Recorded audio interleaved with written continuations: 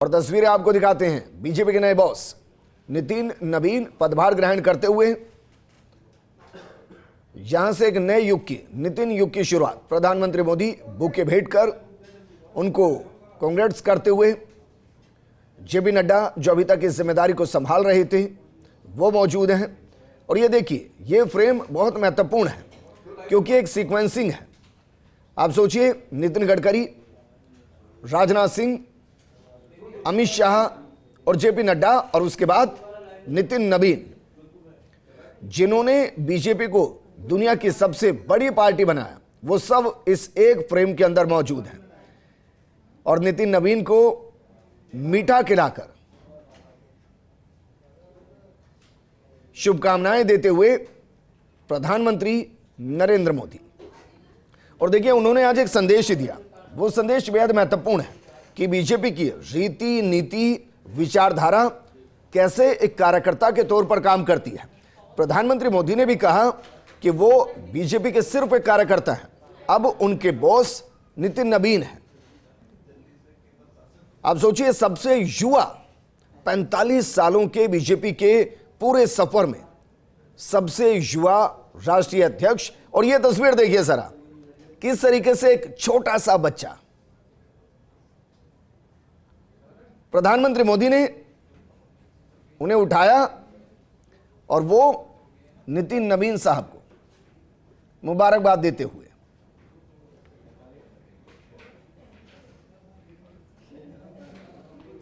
मुमकिन है कि ये परिवार के ही सदस्य हैं,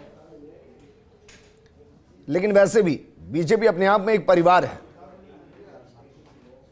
जिसमें कोई छोटा बड़ा नहीं।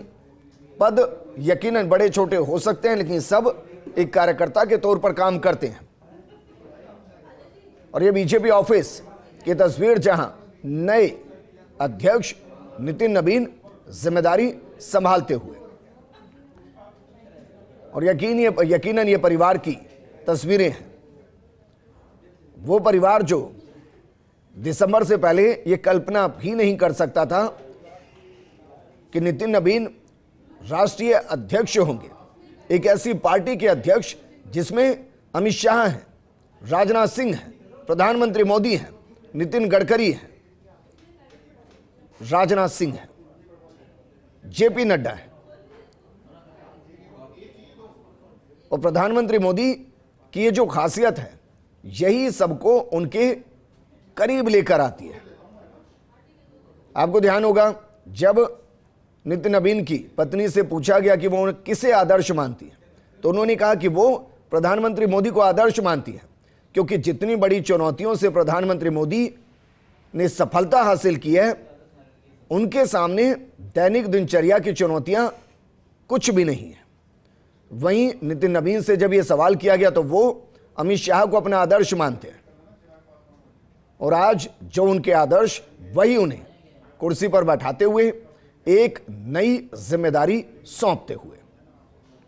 और प्रधानमंत्री मोदी परिवार से मिलते हुए, संदेश को पढ़ते हुए, वो संदेश जो शायद प्रधानमंत्री मोदी के लिए है, परिवार का संदेश। ये तस्वीरें बीजेपी के अंदर जनरेशन शिफ्ट के प्रतीक हैं, क्योंकि जरा गौर से बीते 2-3 सालों को आप देखिए, आपको एहसास होगा कि बीजेपी के अंदर जो अभी तक सेकंड लेयर थी, वो सेकंड लेयर धीरे धीरे प्रथम लेयर के अंदर, प्रथम पंक्ति में बदल रही है। और यही एक जनरेशन शिफ्ट है, जहां युवाओं को मौका दिया जा रहा है, जहां सबसे युवा अध्यक्ष को चुना जा रहा है। इन तस्वीरों में अनुभव है, इन तस्वीरों में संघर्ष पर सफलता की कहानी है, इन तस्वीरों में युवा जोश है, इन तस्वीरों में बीजेपी की भविष्य की परिकल्पना है। क्योंकि नितिन नवीन अब न सिर्फ देश भर में दौरे करेंगे, बल्कि बीजेपी को कैसे मजबूत किया जाए, 2026 में जो 5 राज्यों में चुनाव है, वहां कैसे कमल खिलाया जाए, 2027 में जहां 5 बड़े राज्यों में चुनाव है, वहां कैसे कमल खिलाया जाए, 2029 में कैसे एक बार फिर से बीजेपी की केंद्र में सरकार लाई जाए। और इन सब के बीच 33% जो महिला आरक्षण को लागू करना है, उसके लिए कैसे बीजेपी की महिला ब्रिगेड को मजबूत किया जाए। क्योंकि जैसे ही परिसीमन होगा, जनगणना होगी, उसके बाद न सिर्फ विधानसभाओं के अंदर सीटें बढ़ने की उम्मीद, बल्कि लोकसभा में यकीनन सीटें बढ़ेंगी और उसके लिए मजबूत उम्मीदवारों की जरूरत होगी और उन उम्मीदवारों में 33% महिला उम्मीदवारों की जरूरत होगी। एक एक करके जरा देखिए कैसे उनको मुबारकबाद देने के लिए न सिर्फ बीजेपी के इस वक्त के मजबूत स्तंभ मौजूद हैं, बल्कि अलग अलग राज्यों के मुख्यमंत्री पहुंचे हैं, योगी आदित्यनाथ पहुंचे हैं और उनके चेहरे की मुस्कुराहट बहुत कुछ बयां करती है। हालांकि जब बीजेपी के राष्ट्रीय अध्यक्ष के इतिहास को आप देखेंगे तो आपको लगेगा कि उत्तर भारत ज्यादा मजबूत रहा है, लेकिन अब धीरे धीरे क्योंकि बीजेपी उत्तर भारत से इतर न सिर्फ पूर्व और पश्चिम में अपने आप को मजबूत कर रही है, बल्कि दक्षिण में भी कमल खिलाने की तैयारी कर रही है। ऐसे में बिहार से नितिन नवीन का आना, जिम्मेदारी को संभालना और उनका कायस्थ जाति से होना, यह बहुत कुछ बयां करता है। यह इसलिए भी महत्वपूर्ण है क्योंकि पश्चिम बंगाल में जो चुनाव होने हैं उनमें 78 सीटें ऐसी हैं जहां कायस्थ बाहुल्य हैं। 30 से 35 लाख के आसपास वोटर्स पश्चिम बंगाल के अंदर इसी जाति से आते हैं।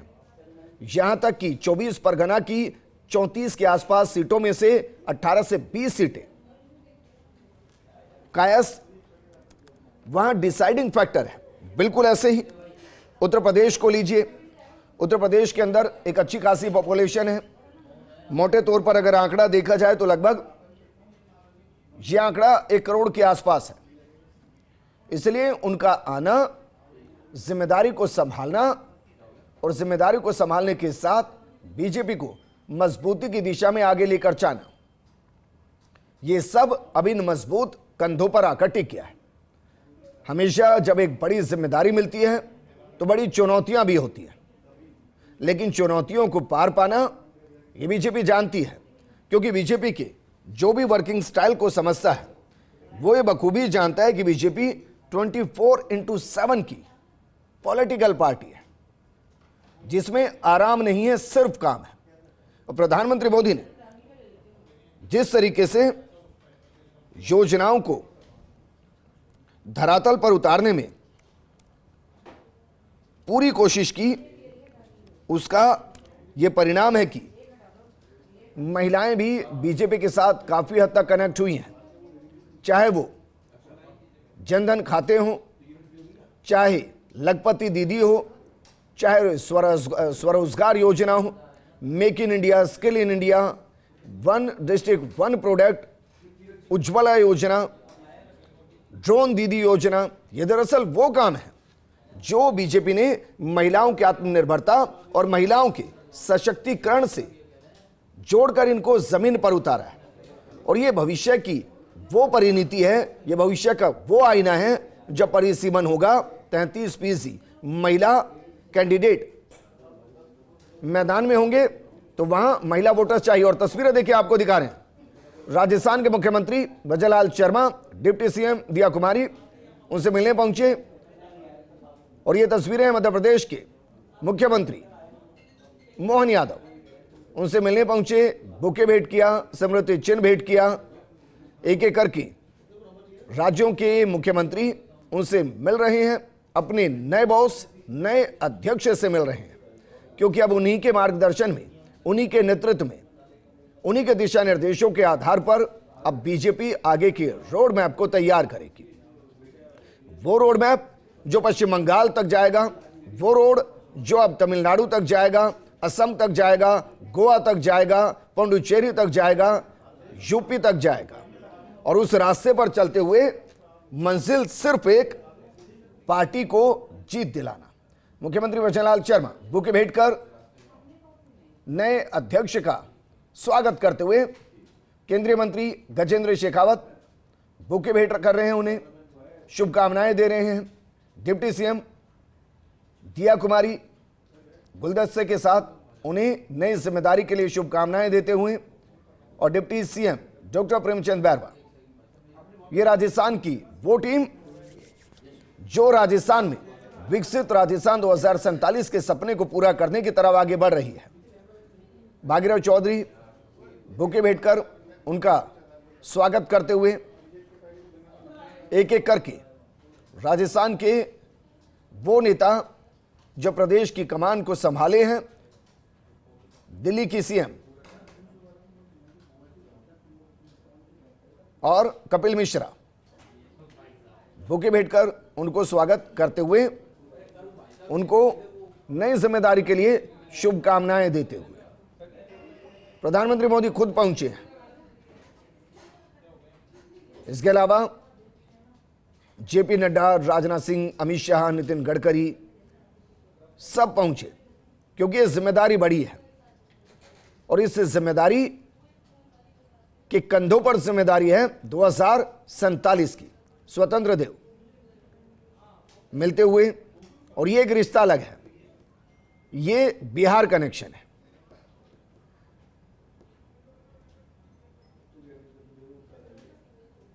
तो बीजेपी के अंदर नई ऊर्जा, नया संचार, एक नई ऊर्जा अपने एक नए अध्यक्ष के नेतृत्व में।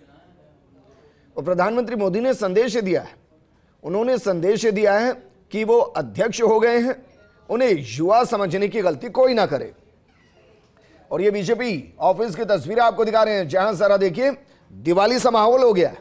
दिन के उजाले में पटाखे फोड़े जा रहे हैं और जश्न मनाया जा रहा है। आपको इस तरीके की तस्वीरें लगभग हर बीजेपी ऑफिस के अंदर नजर आएगी, जहां नए अध्यक्ष के जिम्मेदारी संभालने के साथ एक नई शुरुआत का शुभारंभ। बीजेपी ऑफिस राजस्थान, जयपुर, वहां की तस्वीरें और बीजेपी के कार्यकर्ता जश्न मनाते हुए, पटाखे फोड़ते हुए, एक दूसरे को मिठाई खिलाकर मुंह मीठा कराते हुए। ये तस्वीरें आपको हर जिला स्तर पर भी नजर आ सकती हैं, क्योंकि यहां से बीजेपी संगठन के अंदर एक नए सूर्य का उदय, जिसकी रोशनी में बीजेपी आगे बढ़ेगी। और नितिन नवीन, जिनके सामने चुनौतियां बहुत हैं, लेकिन जो चुनौतियों से पार पाके आगे बढ़ता है, वही दरअसल नेतृत्वकर्ता होता है। और यही नेतृत्वकर्ता अब नितिन नवीन है, क्योंकि सबकी अपनी उपलब्धियां हैं। पहले राष्ट्रीय अध्यक्ष अटल बिहारी वाजपेयी, जिन्होंने बीजेपी के अध्यक्ष के तौर पर जिम्मेदारी को संभाला, हरियाणा के पूर्व मुख्यमंत्री, केंद्रीय मंत्री मनोहर लाल खट्टर बुके भेंटकर उनका स्वागत करते हुए, उनको शुभकामनाएं देते हुए। और ये जो वरिष्ठ नेता, इनके बीच का रिश्ता बहुत अलग है, क्योंकि नितिन नवीन इससे पहले ना जाने कितने नेताओं के साथ दौरे पर रहे होंगे, कितनों के प्रोटोकॉल का हिस्सा रहे होंगे, कितनों के कार्यक्रमों की रूपरेखा को तैयार उन्होंने किया होगा। कई राज्यों के प्रभारी वो रहे हैं और संगठन के एक मजबूत स्तंभ वो हमेशा से रहे हैं। एक निष्ठावान कार्यकर्ता के तौर पर उनकी पहचान होती है, जो विवादों से हमेशा दूर, मीडिया से दूरी बनाकर रखते हैं, कम बोलते हैं और काम में विश्वास रखते हैं।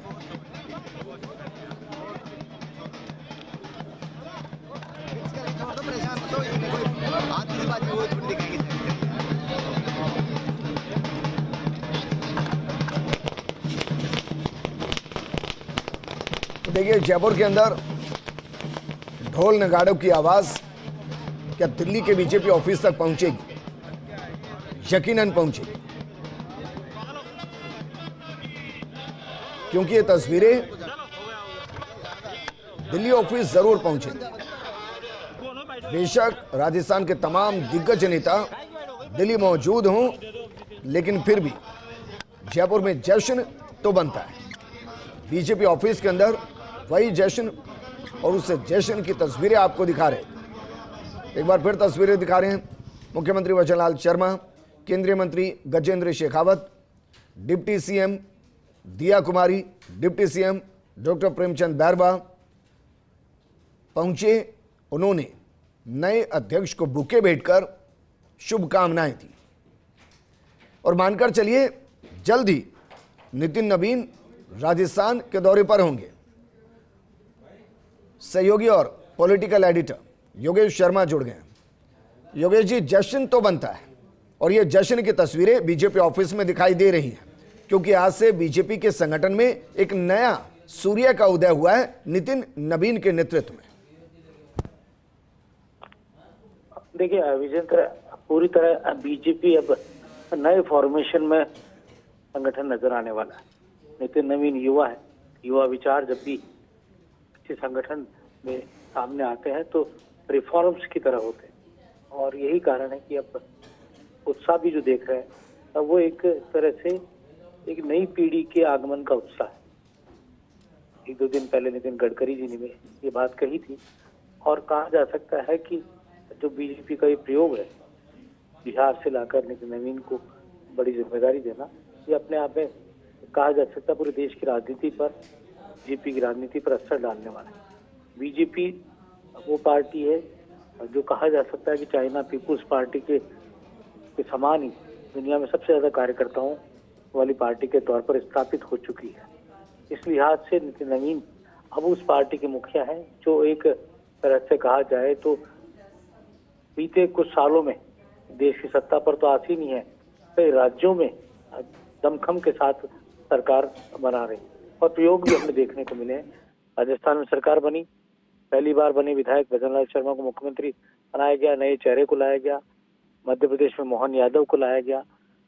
कमोबेश अलग अलग प्रयोगों के जरिए कांग्रेस से आए हेमंत बिस्वा को बनाया गया था असम का मुख्यमंत्री। तो ये जो प्रयोग धर्मिता लगातार हम बीजेपी में देख रहे हैं, ये अपने आप में विपक्षी दल के लिए चौंकाने वाली। और आप देख सकते हैं कि मल्लिकार्जुन खड़गे और नितिन नवीन के बीच अगर आयु का अंतर देखें तो खड़गे से 40 साल छोटे नितिन नवीन है। तो आप कह सकते हैं कि एक नए युग को साफ तौर पर भारतीय जनता पार्टी में पौधारोपित कर दिया है और वृक्ष बनेंगे तब तक कई फल लगेंगे और कहा जा सकता है कि बीजेपी और आगे बढ़ती हुई हमें नजर आएगी। लेकिन चुनौतियां उनके सामने हैं। चुनौतियां है संगठन को और मजबूत करना, चुनौतियां हैं आने वाले देश के में होने वाले राज्यों के चुनाव, इनमें सबसे महत्वपूर्ण है पश्चिम बंगाल। बिहार से लाने का अर्थ या राजनीतिक मकसद ये भी कहा गया है कि बिहार और बंगाल समीप के राज्य है और नितिन नवीन के आने से बिहार के नेता और बंगाल पर उसका असर डालने का काम भी कर सकते हैं।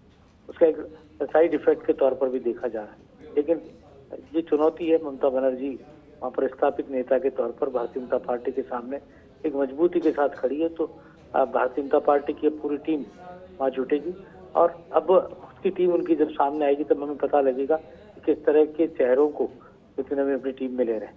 जैसा कि 60 वर्ष की आयु का एक फॉर्मूला दिया जा रहा है, तो उस लिहाज से हम कह सकते हैं कि युवा चेहरे उनकी टीम में होंगे। राजस्थान से भी कुछ प्रमुख चेहरों के नाम अभी से चर्चाओं में, चाहे वो सतीश पूनिया हो, चाहे सीपी जोशी के नाम हो। तो एक तरह से कहा जाए तो अब सुनील बंसल फिर रिपीट हो सकते हैं अपने पद पर। लेकिन इसका ठीक है योगेश जी, दो सवाल और है मेरे आपसे। एक सवाल तो ये कि प्रधानमंत्री मोदी ने कहा कि मैं एक कार्यकर्ता हूं, अब मेरे बॉस नितिन नवीन है। ये संदेश किसके लिए और क्या यहां से स्थिति पूरे तरीके से स्पष्ट कर दी गई है कि अगर कोई वरिष्ठ भी हैं तो भी अब नितिन नवीन जो निर्देश देंगे उसको सभी को पालना, यही बीजेपी की रीति और नीति है? ये बात सही है आपकी कि जिस तरह की अब नरेंद्र मोदी का पूरा का संबोधन है वो अपने आप में वाकई में सही है बात। गुजरात में भारतीय जनता पार्टी संघ विचारधारा के आधार पर उनको जब राजनीति में लाया गया तो एक कार्यकर्ता के नाते उन्होंने बहुत करीब से राजनीतिक संगठन को देखा। आज देश के प्रधानमंत्री बने, लेकिन कार्यकर्ता किस तरह से काम करता है, किस तरह से कार्यकर्ता को आगे बढ़ाना है, ये वो बखूबी जानते हैं। आप देख सकते हैं गुजरात की राजनीति में भी लगातार भारतीय जनता पार्टी को खुद वो लगातार मुख्यमंत्री रहे और अब देश के प्रधानमंत्री हैं। आज बीजेपी वहाँ अनबीटन है गुजरात में पिछले कई सालों से, और गुजरात को एक अलग तरह का मॉडल बनाया गया प्रयोगशाला के तौर पर उन्होंने भारतीय जनता पार्टी की प्रयोगशाला बनाकर एक पूरी दुनिया में संदेश देने का काम किया। आप सोच सकते हैं कि गुजरात की इस मॉडल को देखने के लिए विदेशों से लोग आते हैं, स्टडी करते हैं वहाँ के। आप गुजरात में इतने लंबे समय से एक ही दल की सरकार है, तो ये कहा जा सकता है कि नरेंद्र मोदी को पता है कि कार्यकर्ता को कैसे इस तरह से आगे बढ़ाना है। बिल्कुल। और नितिन नवीन को लाने के पीछे का मकसद भी यही रहा है। किसी ने सोचा था क्या तो बिहार के दूसरी पंक्ति के नेता नितिन नवीन, पहली पंक्ति में भी उनको नहीं माना जाता था, दूसरी पंक्ति के नेता कहे जाते, उनको लाकर बीजेपी का राष्ट्रीय अध्यक्ष बनाया जाए और एक जातिवाद से परे होकर एक अलग चेहरे को सामने लाया जाए। बिल्कुल तो उस लिहाज से विजेंद्र अपने आप में एक संदेश देने का काम नरेंद्र बिल्कुल मोदी ने योगेश किया, जी अमित शाह शुक्रिया ने किया। हमारे साथ जुड़ने के लिए, तमाम जानकारी के लिए।